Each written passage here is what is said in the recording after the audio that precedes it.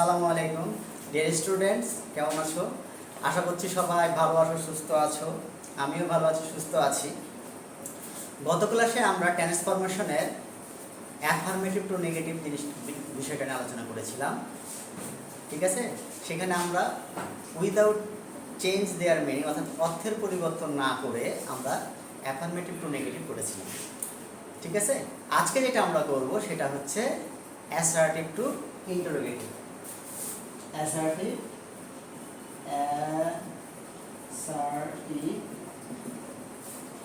to interrogative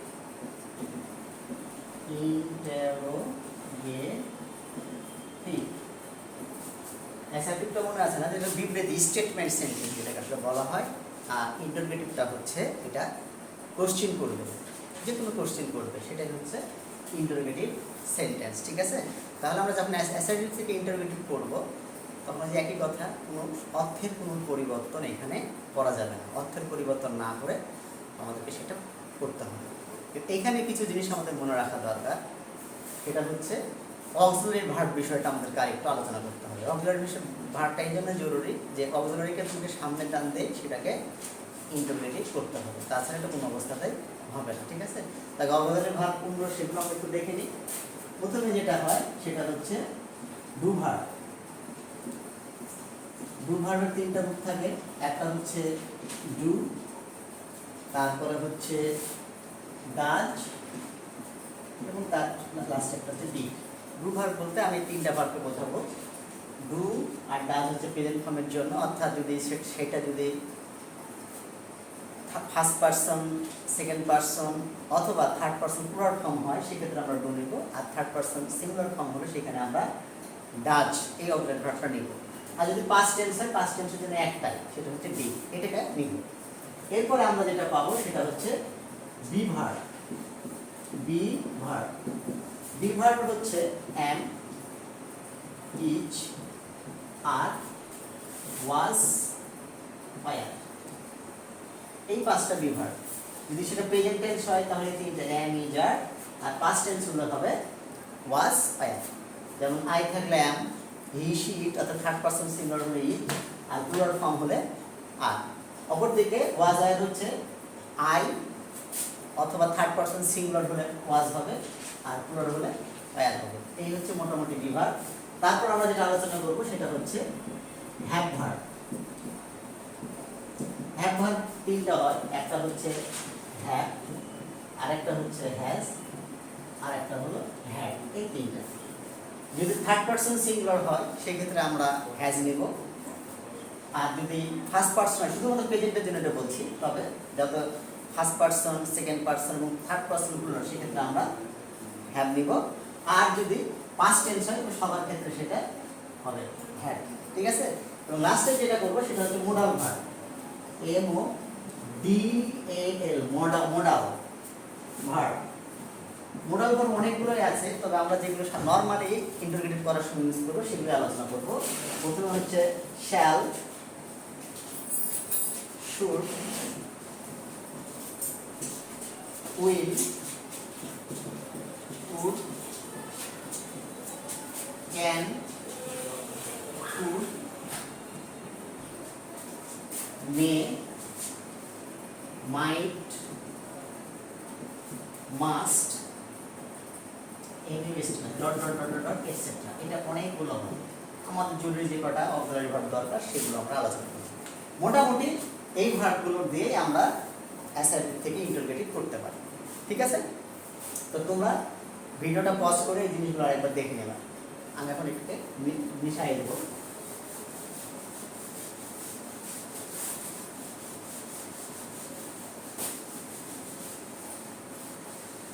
আচ্ছা, তাহলে আমরা কি বললাম যে অ্যাসার্টিভ থেকে ইন্টারোগেটিভ করবার সময় প্রথমে আমাদেরকে কি করতে হবে? নাম্বার 1 নোট রাখতে হবে, সেটা হচ্ছে অক্সিলারি ভার্ব থাকলে সেটাকে সামনে টান দেব, A V, that means auxiliary verb. সেন্টেন্সে যদি নট ফর্ম না থাকে, যেমন he is a good boy, এখানে কিন্তু কোনো নট ফর্ম নাই, নট নাই, তাহলে আমরা নট নিব। নটের সংক্ষিপ্ত ফর্ম আমরা লিখতে পারি এন অ্যাপোস্ট্রফি টি প্লাস সাবজেক্টটাকে আমরা নিয়ে নেব S M P, that means subject এরপরে এক্সটেনশন, অর্থাৎ যা থাকবে, যদি কিছু থাকে লিখবো, আর কিছু না থাকলে লিখবো না। এবং লাস্টে মার্ক অফ ইন্টারোগেশন, অর্থাৎ প্রশ্নবোধক চিহ্নটা আমরা বসাই দেব। একটা এক্সাম্পল দিই, তাহলে তোমাদের জন্য ইজি হবে। যেমন বলা হলো she is clever, she is clever, সে চালাক, ঠিক আছে। তো এখানে দেখো আমি অক্সিলারি ভার্বটা কোথায় আছে, তিনটে ওয়ার্ড আছে, শি ইজ ক্লেভার, এই তিনটার মধ্যে ইজটা হচ্ছে অক্সিলারি ভার্ব। এটাকে তাহলে অক্সিলারি ভার্বটাকে তাহলে সামনে লিখতে বলেছে, যে আমি সামনে লিখে দিলাম। এখানে দেখো নট নাই, নট না থাকলে নিব, আর থাকলে তুলে দিব। তাহলে নট নাই, নট নিলাম, প্রেজেন্ট, বাকি এক্সটেন্স যা আছে দেখে দেখে বসাই দেবো। সাবজেক্টটাকে বসাই দিলাম শি, আর বাকি কি থাকলো ক্লেভার, CLEVER। তারপর দেখো প্রশ্নবোধক চিহ্ন, এই প্রশ্নবোধক চিহ্ন। এইভাবে সহজে আমরা অ্যাসার্টিভ থেকে ইন্টারোগেটিভ করে ফেলবো, এবং অক্সিলারি ভার্ব থাকবে, এবং সেন্টেন্সটা যদি নট না থাকে সেই ক্ষেত্রে নিয়মটা। আমরা আরো একটা এক্সাম্পল দিতে পারি, সেটা হলো man must submit to destiny. Man must submit to destiny মানে মানুষ অবশ্যই ভাগ্যের কাছে নত স্বীকার করে, ঠিক আছে, এরকম একটা সেন্টেন্স। তো এইখানে দেখো তো অক্সিলারি ভার্ব কোনটা আছে, হ্যাঁ এই মাস্টটা হচ্ছে অক্সিলারি ভার্ব। এই মাস্টটা আমি লিখে দিলাম, মাস্টেন্ট লিখলাম, মাস্টেন্ট man submit to destiny, প্রশ্নবোধক চিহ্ন দিয়ে দিলাম। এটা দেখে আমরা বুঝতে পারলাম এই যে এটা একটা ইন্টারপ্রেটিভ সেন্টেন্স। তাহলে অনেকটা সহজ না? ঠিক আছে, তাহলে এক নম্বর রুলস আমরা যেটা দেখলাম সেটা হচ্ছে যে যদি সেখানে অক্সিলারি ভার্ব থাকে, নট না থাকে, তখন আমরা এই স্ট্রাকচার, এই নিয়মটাকে ফলো করব, ঠিক আছে। এরপরের নিয়মটাতে আমরা যাই।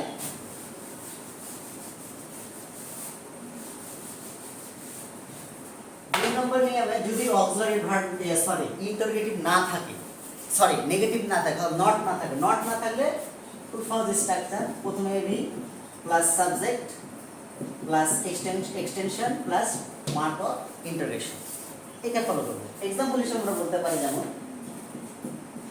She is not going to school, সে স্কুলে যাচ্ছে না। তাহলে প্রথমে আমরা অক্সিলারিটাকে আইডেন্টিফাই করে নিই। অক্সিলারি ভার্ব কি আছে, ইজকে লিখে নিলাম। এই দেখো নট আছে, তাহলে আমরা লিখবেন থাকলে সেটাও তুলে দিতে হবে, তুলে দিলাম is she going to school, এর মানে সে কি স্কুলে যায়, এটা প্রকাশ করছে। আর একটা এক্সাম্পল আমরা দিতে পারি, my brother is a teacher, is not a teacher, my brother is not a teacher। Auxiliary কি আছে দেখো, is, তাহলে is নট দিব না, যেহেতু আছে নট উঠে যাবে। my brother or your brother, তুমি যেটা খুশি দিতে পারো, my brother a teacher, ঠিক আছে। তাহলে এখানে আমরা দেখলাম অক্সিলারি ভার্ব থাকবে, কিন্তু সেন্টেন্স যদি নেগেটিভ হয় সেক্ষেত্রে আমরা ইন্টারোগেটিভ করার নিয়মটা শিখলাম, ঠিক আছে, দুইটা নিয়ম শিখলাম। এরপরে রুলস আমরা যাব।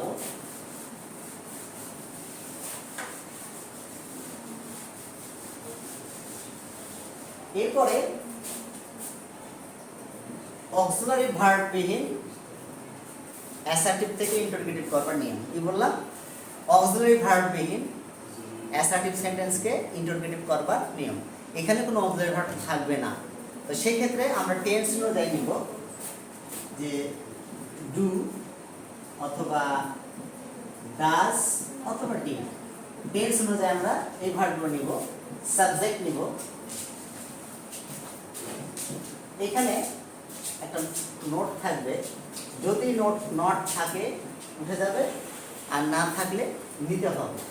তারপরে আগের মধ্যে একটা সাবজেক্ট প্লাস ভার্ব, অর্থাৎ বেস ফর্ম ভার্বের, যেটাকে আমরা ভার্ব 1 বলে থাকি, plus extension plus mark of interrogation. এই স্ট্রাকচারটা আমাদের মনে রাখতে হবে। এক্সাম্পল হিসেবে বলা যায় ইউ হেল্প মি, এই একটা বাক্য। আবার লিখি ইউ হেল্প মি, এই একটা বাক্য। আরেকটা লিখি she does not help me, এই একটা বাক্য। আমরা তিনটা বাক্য লিখছি। লেখার পরে দেখো প্রথম বাক্যে কোনো অক্সিলারি নাই, যেহেতু আমি বলেছি অক্সিলারি ভার্ব ইন সেন্টেন্স গুলো হবে। তাহলে ইউ হেল্প মি এটা কোন টেন্স? হ্যাঁ, এটা হচ্ছে প্রেজেন্ট ইনডেফিনিট টেন্স। তাহলে প্রেজেন্ট ইনডেফিনিট টেন্স। আর ইউ থাকলে কোনটা নেবে? ডু না ডাজ নেবে? ডু নিবে। হ্যাঁ, ডু নিলাম। অক্সিলারি দেখো নট কিন্তু নাই, না থাকলে নিতে হবে, আর থাকলে উঠে যাবে। তাহলে ডন্ট, ডন্ট ইউ। তারপরে বলা হয়েছে স্ট্রাকচার হচ্ছে সাবজেক্ট, সাবজেক্ট নিলাম ইউ, ভার্বের বেস ফর্ম, ভার্বের বেস ফর্ম হেল্প মি। এই ঠিক আছে। তাহলে ডন্ট ইউ হেল্প মি, তুমি কি আমাকে সাহায্য করনি, এর মানে তুমি আমাকে সাহায্য করেছো, এই কথাটা প্রকাশ করছে। তারপরে একই রকমের বাক্য লিখেছি, শুধু টেন্সটাকে চেঞ্জ করেছি। প্রথম ওটা ছিল প্রেজেন্ট ইনডেফিনিট টেন্স, আর পরেরটা হচ্ছে পাস্ট ইনডেফিনিট টেন্স। তাহলে পাস্ট হলে আমরা কি লিখবো? ডিড। যেহেতু নট না, ডিডেন্ট, ডিডেন্ট ইউ। তাহলে হেল্পটা বেস ফর্ম হয়েছে হেল্প, হেল্প মি। এই হচ্ছে একটা। এবং 3 নম্বর এক্সাম্পল আমি দিয়েছি she does not help me. এখানে দেখো প্রেজেন্ট ইনডেফিনিট টেন্স, কিন্তু নট আছে, আপনার দরকার হবে, যেহেতু আমি নেগেটিভ করেছি সেজন্য ডাজ এসছে।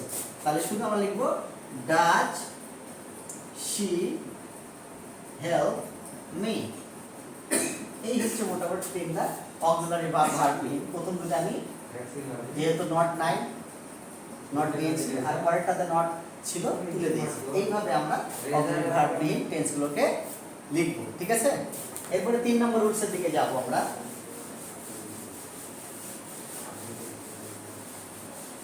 3 নম্বর রুলসে যদি এই ওয়ার্ডগুলো আমরা পাই, যেমন হচ্ছে এভরি বডি অথবা এভরিওয়ান অথবা অল, এই ওয়ার্ডগুলো যদি থাকে তবে সেটাকে আমরা ইন্টারপ্রিট করার সময় প্রথমে লিখব হু ডাজেন্ট, হু ডাজেন্ট। তারপরে আমরা বাকি অংশগুলো লিখে নেব। অর্থাৎ যদি ভার্ব 1 থেকে ভার্ব 1 লিখবো, এক্সটেনশন লিখবো, মার্ক অফ ইন্টারোগেশন লিখবো। এক্সাম্পল হিসেবে আমরা বলতে পারি every body wishes to be happy, অর্থাৎ সবাই খুশি হতে চায়, সুখী হতে চায়, এরকম কথা। তাহলে এক্ষেত্রে আমরা কি বলেছি, যদি এভরিবডি এভরিওয়ান অল থাকে তাহলে কি লিখবো? Who doesn't. হু ডাজেন্ট লিখলাম, হু ডাজেন্ট। এখন বাকি কি ভার্বটাকে বেস ফর্মে লিখো। উইশেসের বেস ফর্ম হচ্ছে wish, wish to be happy. ঠিক আছে, খুব সহজ। দেখো এভরিবডির পরিবর্তে জাস্ট হু ডাজেন্ট লিখে দিয়েছি, এরপর যেভাবে আছে দিকে দিকে আমরা লিখে দিয়েছি। আরেকটা এক্সাম্পল লিখতে পারি এভরিওয়ান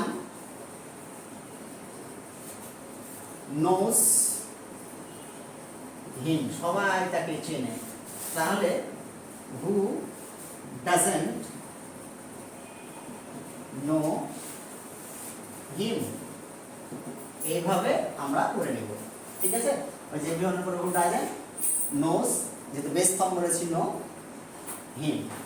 ঠিক আছে। এইভাবে আমরা এভরিবডি এভরিওয়ান অল যুক্ত অ্যাসার্টিভ সেন্টেন্সকে ইন্টারপ্রেটিভ করব। তারপরের রুলসে আমরা যাব।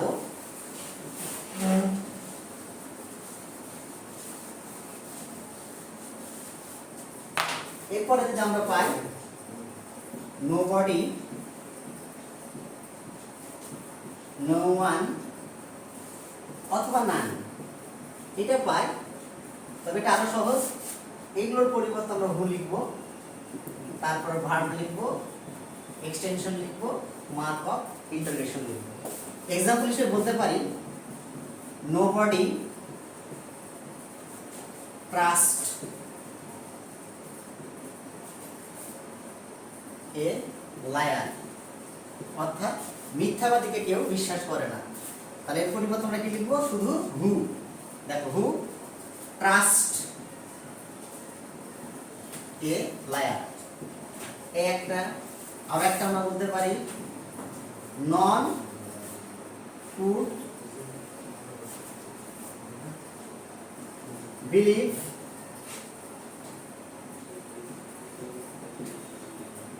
হিম। তাহলে হু আর কিছু চেঞ্জ করবো না, উড বিলিভ হিম। এইভাবে আমরা নোবডি, নো ওয়ান, নাম যুক্ত ওয়ার্ডগুলো থাকলে অ্যাজ ইন্টারগেটিভ করব। ঠিক আছে? তো ঠিক আছে, আমরা পরের নিয়মে যাই।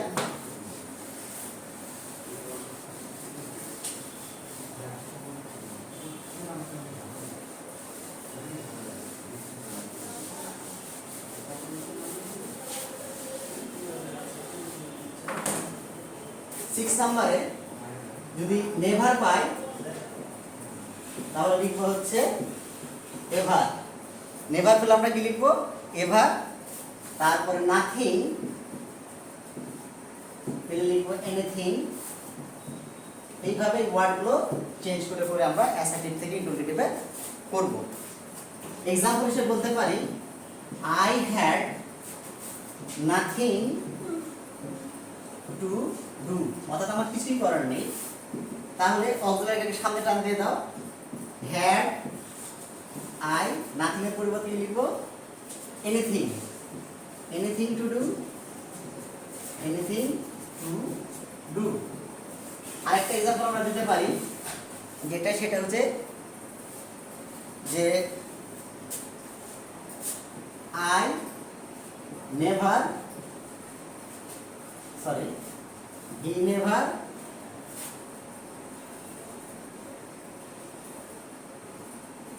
Comes here. তাহলে এটাকে আমরা বলতে পারি